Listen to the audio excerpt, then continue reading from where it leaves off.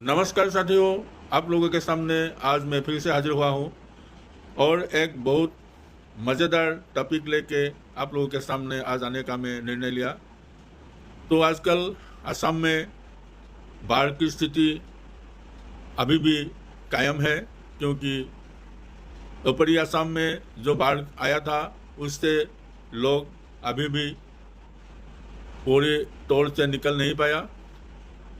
तो कोई स्वेच्छासेवी संगठन, वो चाहे यूट्यूबर हो और कोई ऐसा अनुष्ठान जो अपने आप आगे आके लोगों को जो राहत पहुंचाया है, वो काबिल तारीफ है। तो साथ ही साथ हम लोग के गवर्नमेंट की ओर से जो राहत का काम है वो आगे बढ़ा रहा है। जैसे भी हो, वो जो बाढ़ असम में आया, ये शायद बहुत दिन का बाद ही आता है, लेकिन इस बार बाढ़ ने जो एक नज़ीर रखा वो शायद पहले कभी नहीं हुआ था। जो भी हो, कोई ना कोई तो एक दिन आना ही था, क्योंकि ऐसे तो एक जो ग्रेट फ्लड की जो बात महाकाव्य में जो लिखा है, हिंदुज़म में भी है, क्रिश्चियनिटी में भी है, ऐसे जो एक बहुत बड़ा फ्लड का जो जिक्र कई धर्मग्रंथों में हम लोग को मिलता है। तो ऐसा ही एक नज़ारा ऊपरी असम में इस बार आया। तो इस बाढ़ को लेके आदमी लोगों ने मनपसंद कहानी भी बनाया और पार्टी की ओर से अपने फ़ायदा को लाने के लिए कोई मनगढ़ंत कहानी भी पेश किया। तो असल में ये जो असम में एक जो क़यामत आया, इसका जो असल मायने है वो किसी ने आगे नहीं रखा, और सच कहो तो किसी का इसके ऊपर थ्रो नॉलेज है ही नहीं। मैं दावे के साथ ये कह रहा हूँ कि मेरा भी कोई ऐसा सोर्स नहीं है ताकि मैं एक प्राकृतिक जो आपदा आया था उसके बारे में कुछ कहूँ। फिर भी मेरा नज़रिया कुछ अलग है। मैं बातों को किसी के ऊपर ठोस के वो स्थिति से भाग जाने वाला आदमी नहीं हूँ। असल में एक चक्र है, आप वित्त भी कह सकते हैं। तो ये जो पृथ्वी में जो पानी का जो सोर्स है, उसमें क्या होता है, एक बाष्पीभवन सूर्य की रश्मि से जो होता है वो निरंतर होता ही आया है। तो मौसम के बदल जाने पर इसका जो मात्रा है वो कम बेसी हो सकता है, लेकिन ये जो साइकिल जो है वो निरंतर होता ही रहता है। तो पहले आप ऐसे मानो, सूरज की जो रश्मि पृथ्वी में आके जो गिरता है, वो पानी से मिट्टी भी गर्म हो जाता है और समुंदर, नदियाँ भी गर्म होने लगता है। तो पानी का एक जो नेचुरल जो तत्व है वो गर्मी में उबलते हुए भाप बन जाता है। तो वही भाप ऊपर उठ जाता है। ये जो हम लोग का एक वायु का जो घिराव है वो हवा का, वो हवा के साथ ऊपर उठ जाता है, क्योंकि ये जो भाप बनने का बाद में पानी का जो वज़न है, वज़न बहुत घट जाता है, वो वायुमंडल में मिक्स होके ऊपर चला जाता है। तो ये एक प्राकृतिक नियम है और साइकिल के तहत उसको गर्म होना ही है। गर्म होने के बाद में भाप बनना ही है और भाप बनने का बाद में ऊपर उठकर जाना ही है।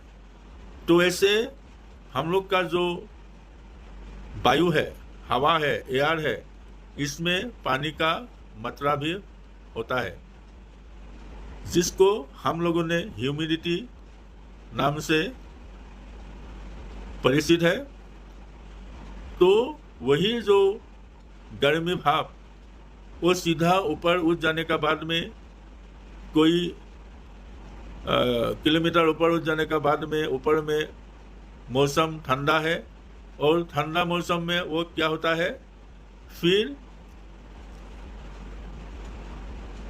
ठंडा होके वो बादल की रूप ले लेता है। बादल क्या है, असल में वो जमा हुआ पानी का एक आधार है। तो ये जो बरसात का मौसम में क्या होता है, वो जो बादल है वो हवा के साथ इधर उधर बिखर जाते हैं। तो एक सही वातावरण होने से वो बारिश के रूप में वो जमीन में फिर वापस आ जाता है। लेकिन बात ऐसा है, ये जो समुंदर से जो पानी भाप बन के ऊपर चला जाता है, वही पानी ये तो नहीं है फिर आके समुंदर में ही गिरेगा, क्योंकि हवा उसको उड़ा के जहाँ कहीं ले जा सकता है। तो अगर ये कोई पहाड़ हो या कोई जमीनी भाग में वो बारिश के रूप से अगर गिरता है, तो ये जो नेचुरल पानी का जो स्रोत है, नदियाँ, नाला, झरना, ये सब वो पानी को लेके आखिर बड़ा जो नदी है, बड़ा नदी से होकर वो समुंदर में बह जाता है। अगर ठंडा का मौसम है तो बारिश तो होगा नहीं, तो वही पानी जहाँ जहाँ बर्फ़ गिरता है वहीं पे ये जो प्रिसिपिटेशन जो कहा जाता है, प्रिसिपिटेशन दो ही तरफ होता है। एक हो गया ये जो बर्फ़ का जो बरसात, और ये जो पानी का रूप में जो जमीन में आना, ये दोनों ही प्रिसिपिटेशन ही है। तो प्रिसिपिटेशन होके वो पानी फिर से जब समुंदर जाके पहुंचेगा, उसमें से 1% तो जमीन में ही सूख जाता है। इसका मतलब है जमीन के नीचे चला जाता है। तो वो जो 1% पानी की ओर से बहते हुए समुंदर में नहीं पहुंच जाता है, वो कोई दूसरा उपाय लेके वो जैसे हो समुंदर में जाना ही है, क्योंकि समुंदर का जो पानी का एक स्तर है वो निरंतर एक रहना होगा। तो ये नियम कुदरत ने बनाया। ये जो निसर्गद है, वो निसर्गद ने वो साइकिल को बनाया। तो क्या होता है, समुंदर का जो स्तर है वह बहुत नीचे है, इसलिए आखिरी जो नदी पानी बहा के समुंदर में वो ले जाता है, समुंदर का पानी नेचुरल तरीके से बाढ़ की स्थिति में वो ज़मीन की ओर कभी भी आता नहीं है। तो निरंतर ये जो नदी का पानी जाके समुंदर में गिरता है, फिर भी समुंदर का पानी जो है वो एक ही स्तर में लगातार रहता है। तो इसका कारण सीधी तौर पे वही जो साइकिल है, पानी गर्म होगा, भाप होगा, ऊपर जाएगा, बादल बनेगा, फिर बादल को हवा ने इधर उधर लेके बारिश की ओर से नीचे लाएगा। तो इसी क्रम में जो पानी का एक कमी रह जाता है, वो कमी ढाल लीजिए, कभी पहाड़ हो और कभी जो पर्वत में वो जो हिमबहार है, जो आइस है, वो पिघल के वो पानी फिर से जमीन में सागर में आ जाता है। नहीं तो वो जो नॉर्थ पोल हो या साउथ पोल हो, उसमें से बर्फ़ पिघल के उस समुंदर का जो पानी का स्तर है वो बिल्कुल एक स्थिति में उसको कायम रखेगा। तो और कुछ बात है, मैंने बहुत कोशिश करके उसको कलेक्ट किया हूँ। तो कभी कभार ऐसा भी होता है, आप लोग भली भांति जानते हैं कि हम लोग का पृथ्वी कोई प्लेट से बता हुआ है। ये जो प्लेट का जो एक नेचुरल इसका जो गति है वो गति कायम रहता है। तो कभी कभार वो प्लेट एक दूसरे को टकराता है, कभी कभार स्लाइड करके एक दूसरे का ऊपर नीचे आ जाता है। तो ये जो प्लेट का जो एक गति है, उस गति में अगर धर लीजिए ये जो प्लेट का टकराव हुआ या स्लाइड करके ऊपर नीचे हो गया, उसी टाइम में समुंदर का बहुत पानी वो नीचे चला जाता है मिट्टी में, और मतलब ऐसा एक जगह में जाके पहुंच जाता है, वहाँ में शायद पृथ्वी में जितना समुंदर है उसमें से ज़्यादा पानी वहाँ में जाके जमा होता है या पहले कभी हुआ था। तो वो जो पानी का जो सोर्स है वो लेकिन पानी का रूप में तो है ही नहीं, उसमें केमिकल रिएक्शन और पृथ्वी का जो एक हाई प्रेशर है वो दोनों मिलके वो फटीग जैसा मतलब क्रिस्टल साइज का चीनी का दाना हो या नमक का दाना हो, ऐसे वो जमीन के नीचे वो पड़ा है। लेकिन वो जो पानी है कभी कभार वो भी ऊपर आ जाता है। तो इसके लिए सही वातावरण जब मिलेगा, वो पानी एक गति पकड़ के वो भाप बनेगा, और भाप बन के वो ऊपर आएगा। फिर ऊपर आते समय ये जो वोल्केनिक जो इरप्शन होता है उसमें ज़्यादातर वो जो नीचे में पानी का जो सोर्स था वो बाहर निकल आता है। ऐसे रिसेंटली साइंटिस्ट लोग ये अपना जो खोज जारी रख के उसको पाया है। और कुछ पानी ऐसे ज़मीन के नीचे चला जाता है, लेकिन उसका एक मात्रा है।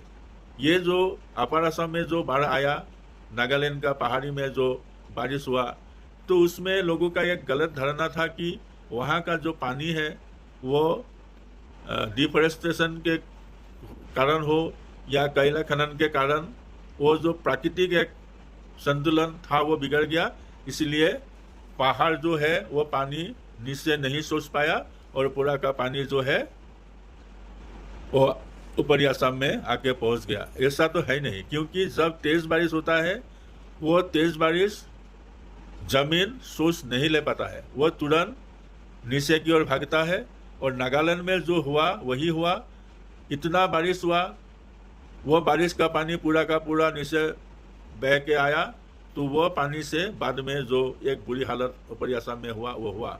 लेकिन उसमें कोयला खनन हो या डिफॉरेस्टेशन हो, इसका तो मैं नहीं कहूँगा कि हाथ है या पूरा का पूरा हाथ है, ये मैं नहीं कहूँगा, क्योंकि ये जो बाढ़ है वो बहुत पुराने ज़माने में भी आया था। लेकिन ये ऐसा नहीं है कि इस बार में वो बाढ़ आया तो अगली बार भी आएगा, क्योंकि हम लोगों ने देखा है केदारनाथ धाम में भी एक बार ऐसा हुआ था, कश्मीर में भी ऐसा हुआ था। तो कश्मीर में जितना पानी हुआ शायद आज तक भारतवर्ष का कोई जगहों में ऐसा नहीं हुआ।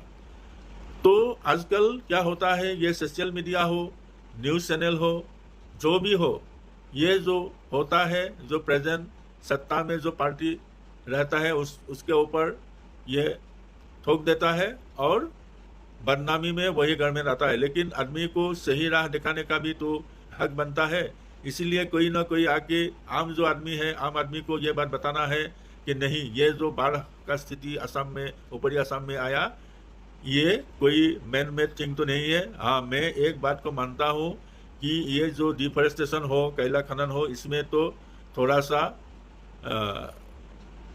बुरी हालत तो हुआ होगा ज़रूर, लेकिन ये कह के इसको किसी पर ये जो बुरा जो स्थिति है वो ठोस देने से इसमें कोई हल नहीं निकलेगा। और आदमी लोगों को सही ज्ञान देना पड़ेगा, ताकि आदमी लोगों ने वो भविष्य में नहीं होने के लिए कुछ उपाय सोचेगा, क्योंकि इसका एकमात्र कारण वही है जो गोलकीय जो ये पानी टेम्परेचर का जो बात है, इसका मूल कारण वही है। ज़्यादा टेम्परेचर होने के कारण ये जो बादल का सही तौर पर जो फैल जाना चाहिए था वो नहीं होता है, इसीलिए तुरंत एक जगह में वो बादल फंस जाता है और ये जो आजकल क्लाउड बर्स्ट बोल के जो बात सामने आता है वही स्थिति बन जाता है। तो इसके लिए ये जो पृथ्वी का जो एक उष्णता जो हीट वो कम करने के लिए हम लोग क्या कर सकता है, उस विषय को आगे रख के आदमी लोग को जागरूक करना पड़ेगा। नहीं तो ये एक राजनीतिक जो एक वातावरण है उसमें ही सिमट जाएगा। तो उसको भला करने के लिए जो आदमी का स्वतःस्फूर्त जो एक कार्य होता है वो तो होगा नहीं। इसलिए मैं आप लोगों के सामने जो मेरा थोड़ा बहुत ज्ञान हुआ है वो किताब पढ़ के हो, ये जो गूगल जेमिनी वगैरह मेटा AI ये सब को देख के, लेकिन वो चीज़ में जो बात आप लोगों को मिलेगा वो उसमें से भी आपको सर्च करना है। तो बाद में आपका एक अपना जो अनुभव होगा वो आप सोच समझ के उसको आदमी के सामने रखना होगा, तभी जाके कुछ तो हल निकलेगा। तो आज मैं ये वीडियो यहीं पे समाप्त करता हूँ।